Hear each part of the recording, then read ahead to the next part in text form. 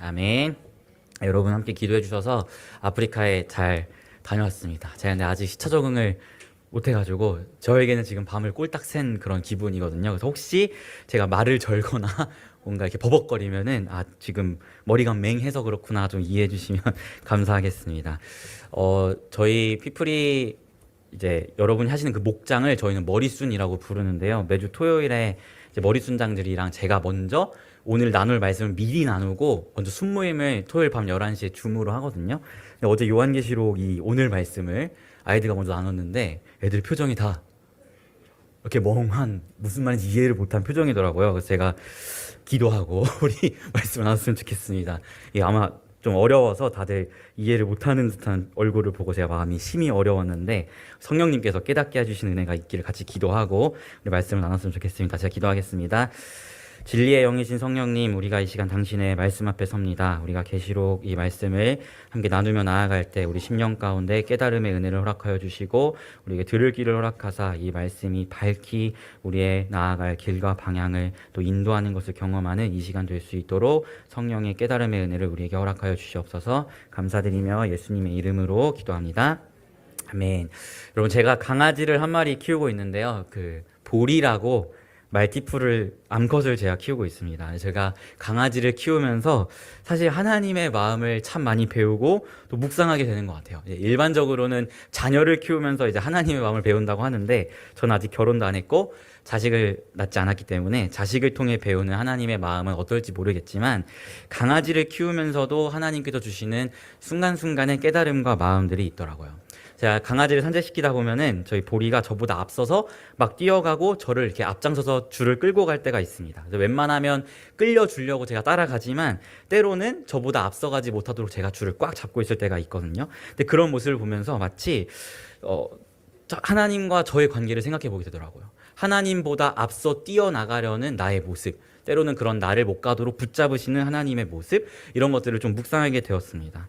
또 저희 강아지가 엄청 겁이 많은 강아지거든요. 때로는 큰 강아지가 나타난다거나 엘리베이터를 타거나 이러면 제 품에 안겨서 덜덜 떨어요. 근데 그런 보리의 모습을 보면 가끔 그런 생각이 듭니다. 아니, 주인이 안아주고 있고 주인이 같이 있는데 왜 떠는 거야? 뭐가 무섭다 떠는 거야? 이런 생각이 들거든요. 근데 그것도 생각해보면 하나님 안에서 저의 모습 같더라고요.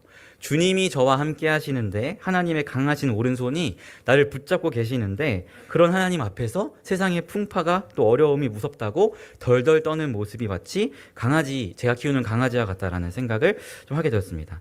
이처럼 저는 강아지를 키우면서 하나님과 저의 관계성을 많이 묵상하고 돌아보게 되는 것 같아요. 그런데 특별히 제가 요즘 보리를 키우면서 느끼는 것 중에 하나가 있는데요. 바로 저희 집 강아지는 저를 오매불망 기다리고 저와 함께하는 게 저희 집 강아지의 행복이라는 것을 깨닫게 되었어요. 왜냐하면 제가 외출을 하고 돌아오면은 꼭 제 옷을 물어다가 제 옷 위에 앉아 있다던가 또 제가 집에 들어오면은 저의 채취를 맡으려고 거의 마약하듯이 이러면서 막 저의 채취를 막 맡고 그런 보리를 보게 돼요. 그리고 제가 집 안에서 막 이리저리 움직이면은 저를 줄줄 쫓아다니고 제가 책상에 앉아서 작업을 하면 꼭 제 무릎에 앉으려고 올려달라 그러고 소파에 앉아 있으면 소파 위에 꼭 제 위에 올라와서 저와 함께 하려는 어디를 가든 저를 줄줄 쫓아다니는 강아지의 모습을 봅니다. 그러면서 우리 보리의 가장 큰 행복은 주인인 나와 함께하는 것이구나라는 그런 것을 보게 되었어요. 그러면서 동시에 하나님과 저와의 관계성 안에서도 묵상을 해보게 되었습니다. 나의 가장 큰 은혜, 나의 가장 큰 행복이 무엇일까? 이렇게 돌아보게 되었습니다. 이렇게 돌아보니까 이런 고백을 하게 됐어요. 하나님, 저의 가장 큰 은혜, 저의 가장 큰 행복은 하나님과 함께하는 것이 저의 가장 큰 행복입니다라는 고백을 하게 되었습니다.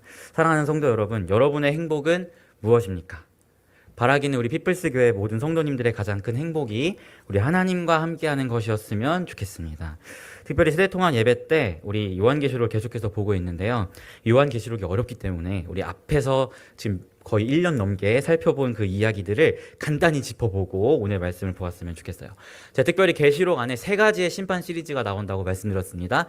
인심판, 나팔심판, 대접심판, 이렇게 3가지의 심판 시리즈가 나온다고 했는데 이 심판 시리즈는 시간의 순서에 따라 전개되는 게 아니고 똑같은 이야기를 3번 반복하는 거라고 말씀드렸어요. 각 심판이 인심판 7개, 나팔심판 7개, 대접심판 7개가 있잖아요. 그 7개의 심판 모두는 예수님의 초림과 재림 사이의 이야기를 담고 있습니다. 하지만 그 심판을 세 번이나 반복하고 있는 이유가 뭐냐면 시간의 순서 때문이 아니고 같은 이야기를 하지만 그 심판을 다룰 때 이야기하고 있는 말씀의 초점이 다르기 때문에 세 번 이야기하고 있다고 말씀드렸어요. 그래서 처음 6장에서 살펴보았던 인심판은 하나님의 성도에게 초점이 있다고 말씀드렸습니다.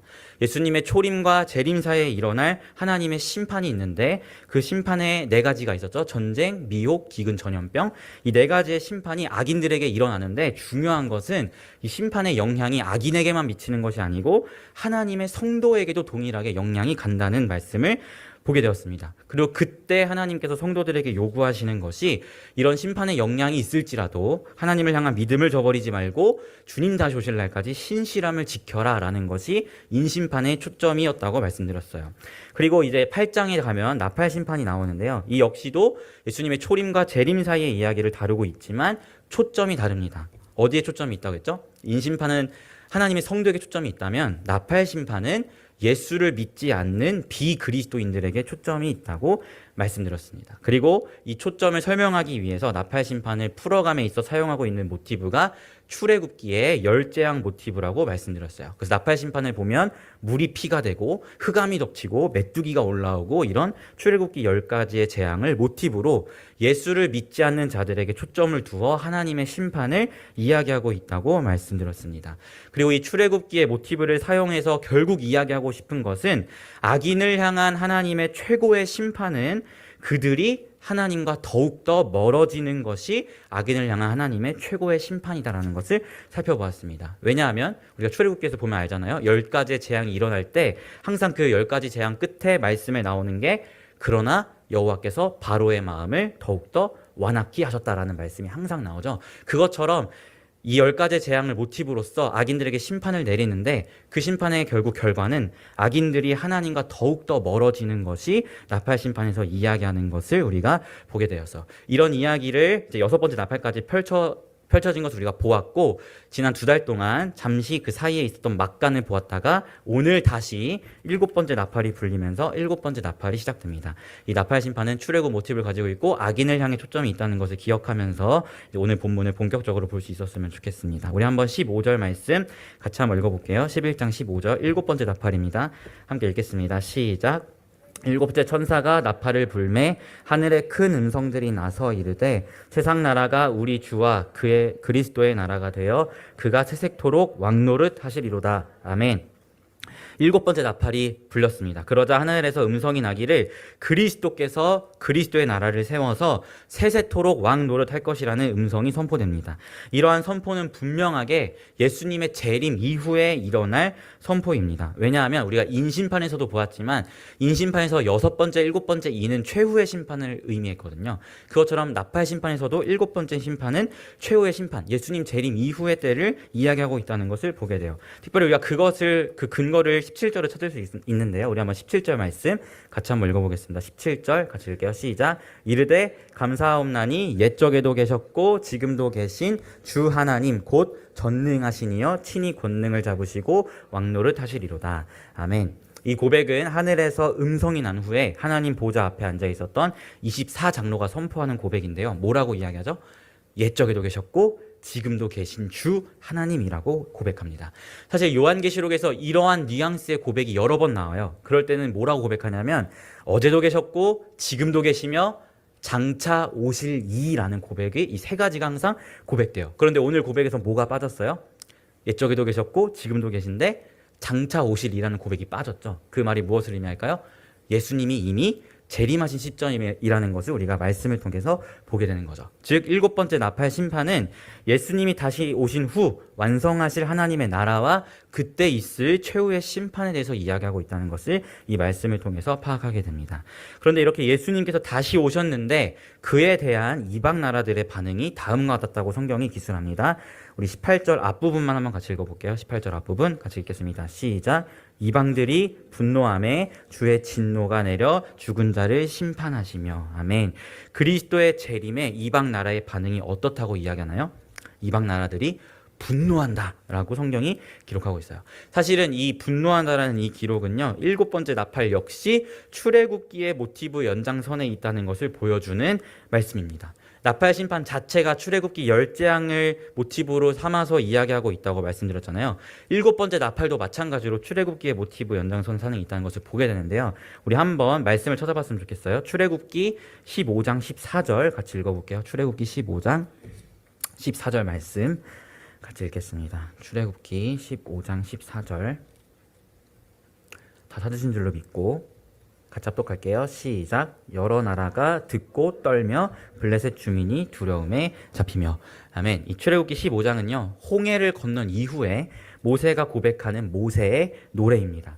모세의 노래를 보면 하나님께서 10가지의 재앙과 홍해 사건을 통해서 이스라엘 민족을 구원하신 이 사건을 두고 이방 나라의 사람들이 두려워 떤다라고 이야기하고 있어요.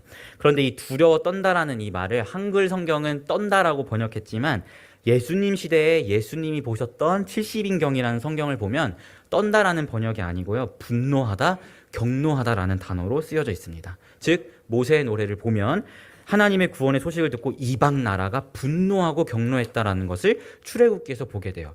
이 모티브를 7번째 나팔에서 동일하게 적용하고 있는 것입니다. 예수님께서 재림하셔서 성도의 모든 눈물을 씻으시고 그들의 구원의 완성을 이루니 이방 나라가 분노할 것임을 성경이 이 출애굽기의 모티브를 차용해서 이야기하고 있는 것이죠. 하지만 말씀을 통해 우리가 보듯이 분노하는 이들을 향한 하나님의 진노의 심판은 분명합니다. 주님의 진노가 내려서 이 이방에 분노하는 자들을 철저하게 심판하실 것임을 성경이 기록하고 있어요. 하지만 그와 동시에 성경이 증언하고 있는 또 다른 사실이 있는데요. 바로 하나님의 성도에 대한 이야기입니다. 우리 18절 읽지 않은 부분부터 19절까지 한번 같이 읽어보겠습니다. 하나님의 성도와 또 악인들에 대한 마지막 때의 이야기입니다. 같이 한번 읽을게요. 시작. 종 선지자들과 성도들과 또 작은 자든지 큰 자든지 주의 이름을 경외하는 자들에게 상을 주시며 또 땅을 망하게 하는 자들을 멸망시킬 때로소이다 하더라. 이에 하늘에 있는 하나님의 성전이 열리니 성전 안에 하나님의 언약궤가 보이며 또 번개와 음성들과 우레와 지진과 큰 우박이 있더라. 아멘. 7번째 나팔이 불리니 24장로가 뭐라고 이야기합니까? 성도들에게 하나님의 상이 있고 악인들을 멸망시킬 때이다 라고 이야기하는데요. 그리고 나서 하늘이 열리니 그 하늘에 언약궤가 보이고 또 반대쪽에는 번개, 음성, 우레, 지진, 큰 우박이 보인다라고 성경이 이야기하고 있습니다. 이것은 분명하게 하나님의 성도들에게 줄 상과 악인들에게 줄 심판에 각각 해당하는 그런 표현임을 우리가 보게 되는데요. 특히 성경에서 번개, 음성, 우레, 지진, 우박 이것은 구약 성경 안에서 분명하게 심판을 상징하는 표현입니다. 그럼 이 하늘이 열렸을 때 보였던 번개, 음성, 우레, 지진 이것은 누구를 향한 것이겠어요? 이 땅을 멸망하게 하는 자들, 바로 예수를 믿지 않는 비그리스도인들을 향한 하나님의 심판임을 보게 됩니다. 하지만 동시에 하늘에 열리니 보이는 게 있죠. 뭐였죠? 바로 하나님의 언약궤예요. 그럼 이 언약궤는 누구를 향한 것이겠어요? 24장로의 고백을 볼 때 바로 하나님의 성도를 향한 상이라는 것을 보게 됩니다. 그럼 도대체 언약궤가 의미하는 것이 무엇이길래 이것을 상이라고 이야기할까요? 구약 성경 안에서 성막 안에 언약궤는 하나님의 백성에 대한 용서의 장소를 의미해요. 그리고 하나님께서 이스라엘과 함께 한다는 것을 상징하는 것이 바로 언약궤입니다. 즉 이 모든 것을 종합해서 계시록에서 7번째 나팔이 의미하는 것이 무엇이에요? 예수님께서 재림하실 때 예수께서 하나님 나라를 완성하시고 분명한 심판을 행하실 것인데 예수를 믿지 않는 자들에게는 진노의 심판이 있고 하나님의 성도에게는 하나님의 용서와 그분의 함께하심이 있고 이것이 성도를 향한 하나님의 상이라는 것을 성경이 증언하고 있는 것이죠. 사랑하는 성도 여러분, 한번 생각해 보십시오. 예수님이 재림하실 그때 저와 여러분 모두가 하나님의 심판대 앞에 설 것입니다. 그리고 이것은 저희뿐만 아니고 세상 사람들도 하나님의 심판대 앞에 설 거예요. 그리고 그때 하나님께서 그냥 묻고 따지지도 않고 너 그냥 다 덮어졌어 끝 이렇게 하시는 게 아니고 하나님의 심판대 앞에서 우리의 이 살아온 모든 인생의 추악함이 거룩하신 하나님 앞에 다 드러날 거예요. 우리가 숨겨 나만 알고 있는 은밀한 죄, 다른 사람들은 모르지만 하나님은 다 알고 있는 그 모든 죄악들이 하나님의 심판대 앞에 모든 것이 낱낱이 드러날 것입니다. 사실 여러분이 하나님의 그 거룩하심 앞에 여러분의 모든 죄악이 다 드러난다면 하나님 볼 면목이 있으시겠어요? 저는 볼 면목이 없어요. 제가 지금 죽어서 나중에 주님 재림하실 날 하나님 앞에 선다고 해도 저는 주님 앞에 얼마나 추악한 자인지 제 스스로가 알기 때문에 그 하나님의 거룩하신 앞에 설 면목이 없습니다. 그런데 이것은 저뿐만 아니고 여러분도 마찬가지고 예수를 믿지 않는 자들도 나와 다를 것 없는 추악한 사람들이라는 것을 보면서 우리는 아마 하나님의 심판대 앞에 덜덜 떨 것입니다. 그런데 그런 우리를 향한 하나님의 판결이 내려지는데 그 판결이 뭐냐면 용서라는 판결이 떨어진다는 거예요. 나의 모든 추악한 죄가 그냥 덮여지는 게 아닙니다. 그 모든 죄가 다 드러났는데 이 죄를 보니 나도 구원받기는 글렀다라는 생각이 들 만큼 너무나 추악함이 다 드러나는데 그런 나를 향해 하나님의 말씀하시는 판결이 나의 죄를 용서하시겠다. 그리고 나와 앞으로도 영원히 함께 하시겠다라는 판결이라는 거죠. 하지만 예수를 믿지 않는 자들도 똑같이 모든 게 드러났지만 그들을 향한 판결이 내려지는데 그들은 하나님의 자녀된 우리와 다르게 진노의 판결, 멸망의 판결, 정말 하나님의 그 심판의 판결을 하나님께서 내리시겠다는 것이 오늘 말씀에서 증거하고 있는 것이죠. 이것이 최후의 심판 때에 성도에게 주시는 하나님의 상이요 은혜라는 것입니다. 그것이 언약궤라는 표현에 담겨 있는 것이죠. 사랑하는 성도 여러분, 이것이 은혜 아닙니까? 여러분만 아는 그 은밀하고 추악한 모습들이 하나님 앞에 심판의 때에 다 드러납니다. 그럼에도 불구하고 우리를 품으시고 용서하시고 영원하신 하나님 나라에서 함께하여 주시겠다라고 말씀하여 주시는 그것이 얼마나 큰 은혜인지 여러분들이 기억하셨으면 좋겠습니다. 이 은혜를 받은 사람들이 예수 그리스도의 보좌 앞에 서게 되었다는 상상을 해보십시오.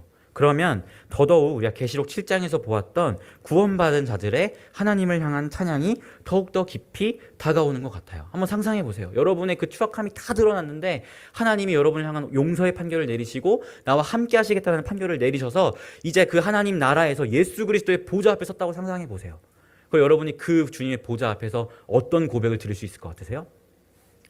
드릴 고백은 하나밖에 없다고 생각해요. 구원하심이 보좌에 앉으신 우리 하나님과 어린 양께 있도다. 이것이 그냥 나오는 고백이 아니에요. 그 은혜를 경험한 사람들의 진심 어린 고백이라는 것을 보게 되죠. 그것이 계시록 7장에서 나와 있는 말씀이잖아요.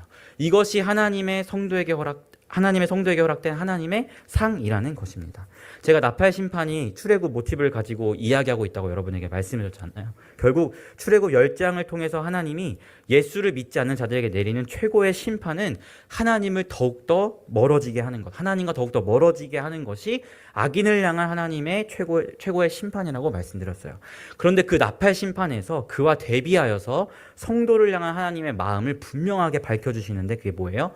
악인에게는 하나님과 더욱 멀어지게 하시는데 하나님의 성도와는 하나님이 더욱더 함께 하시겠다라고 약속하신다는 것입니다. 사랑하는 성도 여러분, 이처럼 하나님이 우리와 함께하는 것이 우리에게 허락하신 최고의 상인 줄 믿습니다.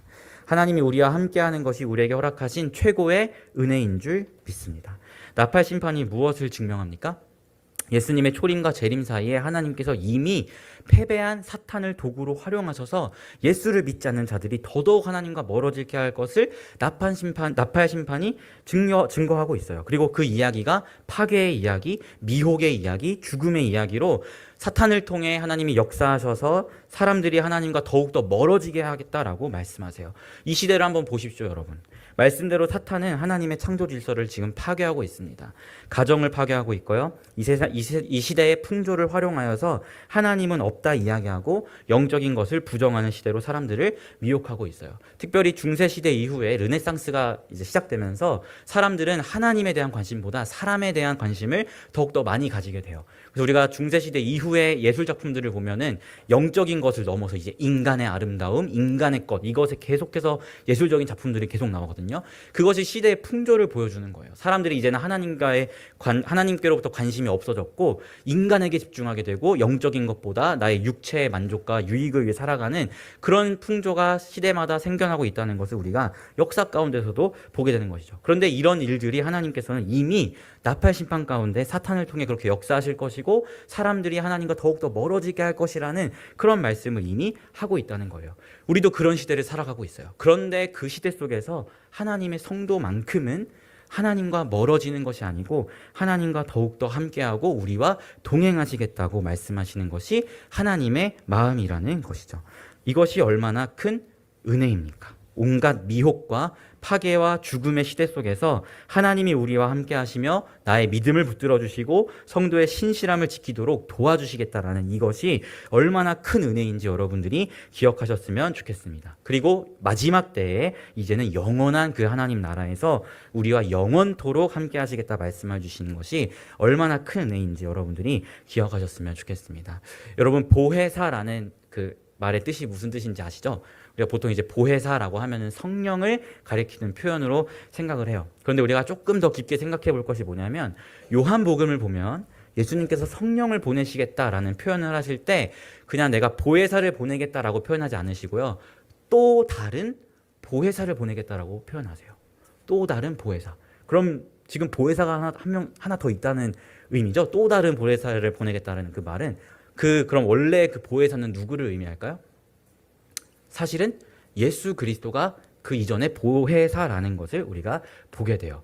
보혜사라는 말의 뜻은 곁에 부르다라는 뜻입니다. 이것은 어떤 용어냐면 법정에서 변호사를 곁에 부르는 그런 용어에서 사용된 것이 바로 보혜사입니다. 즉 또 다른 보혜사라는 표현에서 볼 수 있듯이 우리에게는 두 분의 보혜사가 있다라는 것을 보게 돼요. 하나는 예수 그리스도, 그리고 두 번째는 우리 마음에 내주하고 계시는 성령 하나님이 우리의 보혜사죠. 그리고 우리의 변호사로서의 역할을 하십니다. 그 변호사로서의 역할을 잘 보여주는 게 사실은 사도행전에서 스데반 집사가 처형당할 때의 모습이에요.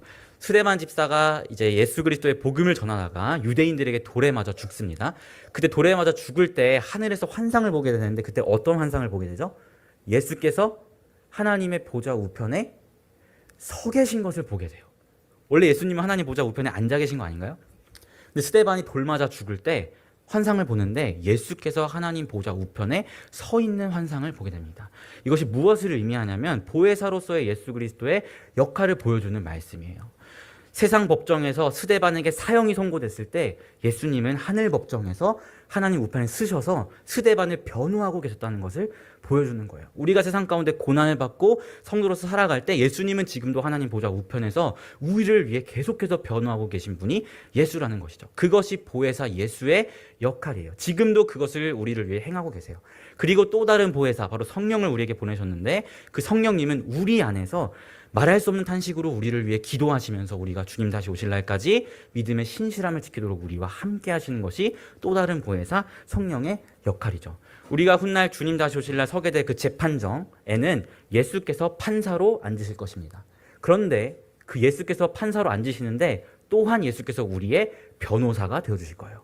예수께서 판사인데 예수께서 우리의 변호사다. 이것이 얼마나 큰 은혜예요. 그렇기 때문에 우리를 향한 판결이 용서요, 우리와 함께 하시겠다라는 하나님의 판결이 내려지는 거거든요.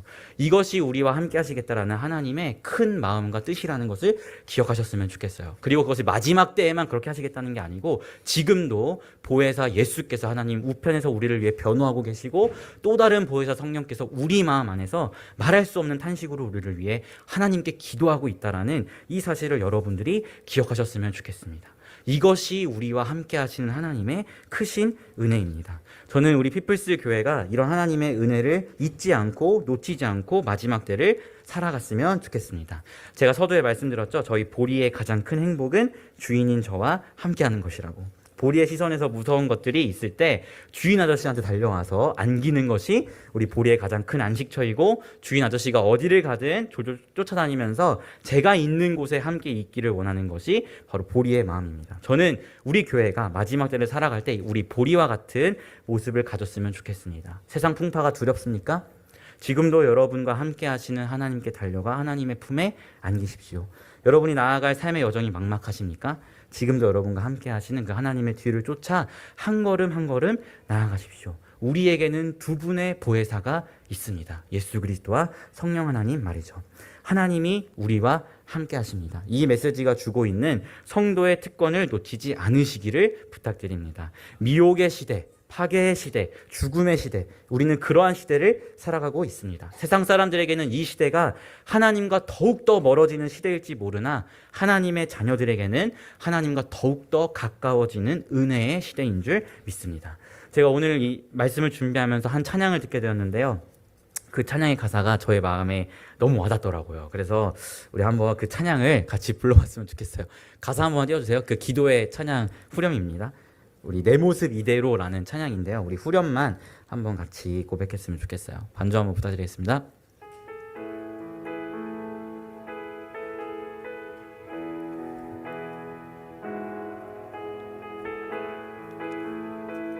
네, 후렴 해주세요. 후렴.